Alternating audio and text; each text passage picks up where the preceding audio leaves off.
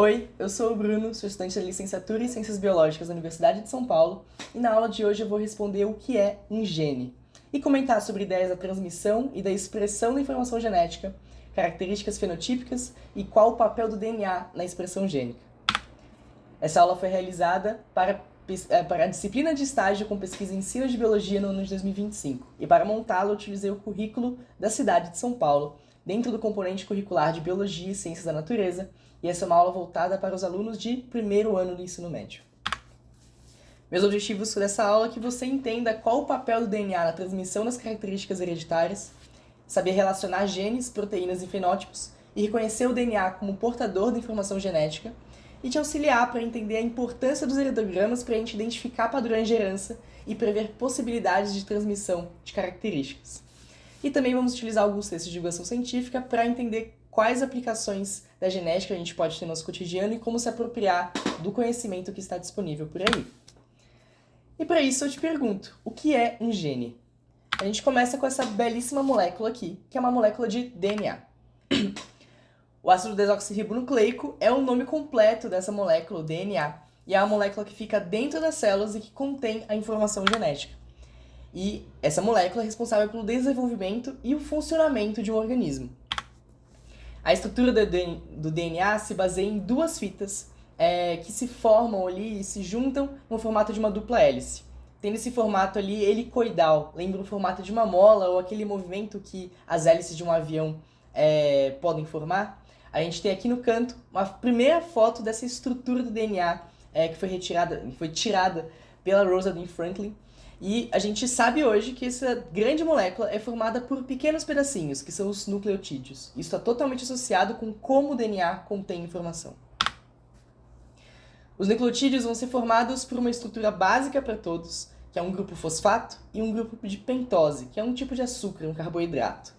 E eles também vão conter ali uma base nitrogenada, que é a parte variável entre as moléculas, entre os nucleotídeos. Essa parte variável ela pode ser formada por uma adenina, uma timina, uma citosina ou uma guanina.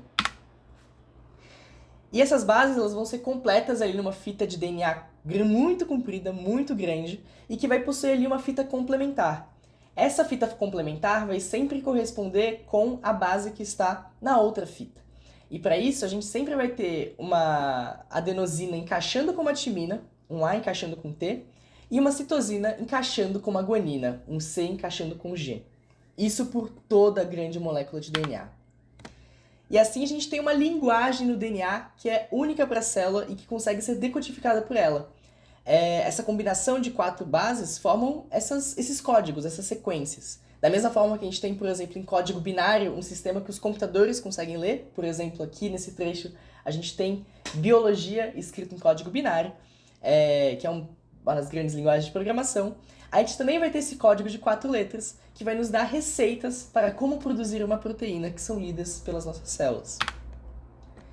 Essas partes que vão ser lidas, especificamente, vão ser os genes. O gene vai ser a unidade física e funcional fundamental da hereditariedade. É esse trecho do gene que vai ser lido pelas células, que vai ser transcrito em RNA, e esse RNA vai ser traduzido em proteínas. Então, esse fragmento do cromossomo, esse fragmento de DNA que contém informação, é o que a gente chama de gene. E como isso acontece, eu trago aqui um exemplo da flor de ervilha. Como que ela ganha uma coloração diferente, ou ganha uma coloração mais lilás? A gente tem uma sequência de DNA, uma molécula de DNA que contém um gene para uma certa informação. Esse gene vai ser transcrito para uma molécula de RNA, que é uma molécula menor de fita única que vai poder sair do núcleo, e essa molécula vai ser lida pelos nossos ribossomos, que são as estruturas que vão produzir proteínas e vão poder traduzir esse RNA numa proteína, no caso, uma enzima que produz o pigmento lilás das flores de ervilha. Então, essa flor é lilás porque ela produz proteínas com base num gene que codifica para essas proteínas. A gente também precisa comentar que existem algumas variantes desses genes e dessas formas de DNA. Então, por conta de mutações, pode ser que a gente tenha essas variações. Essas variações a gente vai chamar de alelos. Elas estão na mesma altura nos cromossomos, então cromossomos vão ter sempre esse gene na mesma posição, mas como eles têm informações diferentes, a gente pode chamar eles de alelos, com base no fenótipo que eles oferecem. Então, como que esse fenótipo aparece fisicamente para nós, como que nós observamos ele. Por exemplo, um alelo de um gene de cor pode trazer para a gente uma flor lilás, e um outro alelo vai trazer para a gente uma cor branca. Eles são variantes do mesmo gene, da informação de cor da flor. Mas eles têm informações diferentes. Um vai produzir uma flor lilás e outro vai produzir uma flor branca. E o DNA é o meio pelo qual a informação genética é passada de uma geração para outra. E a gente pode entender isso utilizando um formato de desenho, um esquema que nós chamamos de heredograma, que vai ser super importante para nós. Eu vou trazer aqui o caso clássico do Mendel, em que a gente pode entender muitas coisas sobre como funciona o heredograma. Eu não vou entrar em detalhes sobre o tipo de dominância que está acontecendo aqui, os efeitos que estão acontecendo aqui nas ervilhas. Eu vou mostrar para vocês qual a funcionalidade e como que a gente lê um heredograma. A gente tem aqui, por exemplo, duas ervilhas, uma ervilha verde e uma ervilha amarela. Essa seria a nossa geração parental e nós vamos cruzá-las. E esse risco, essa ligação horizontal, mostra que houve um cruzamento. A partir disso, a gente vai ter uma progenie, uma primeira geração, os filhotes dessas ervilhas. Não vou entrar em detalhes por que a ervilha verde sumiu aqui, mas a gente vê que houve uma variação fenotípica. Não temos mais ervilhas verdes, é uma característica que a gente vê. Todas as ervilhas da geração filial serão amarelas.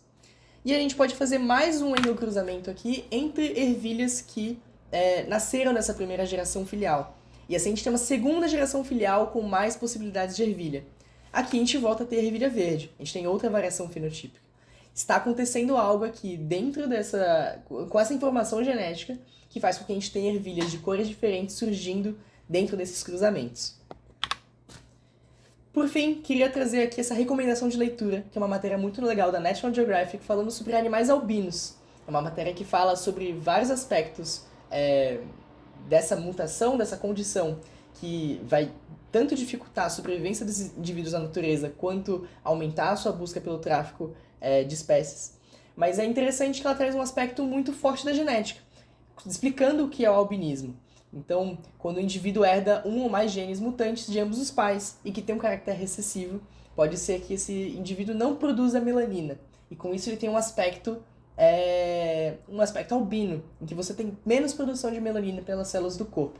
É uma matéria muito legal, muito interessante e que tem impactos tanto em como a gente vê esses animais surgindo na natureza, como isso impacta a seleção natural e a sobrevivência deles no ambiente natural e como isso é afetado pela mudança antropogênica. Era isso que eu tinha para hoje. Se vocês tiverem qualquer dúvida ou tiverem mais recomendações, eu deixo aqui disponibilizados tanto o meu e-mail quanto os meus meios de contato. E agradeço desde já a sua paciência e atenção. Até já!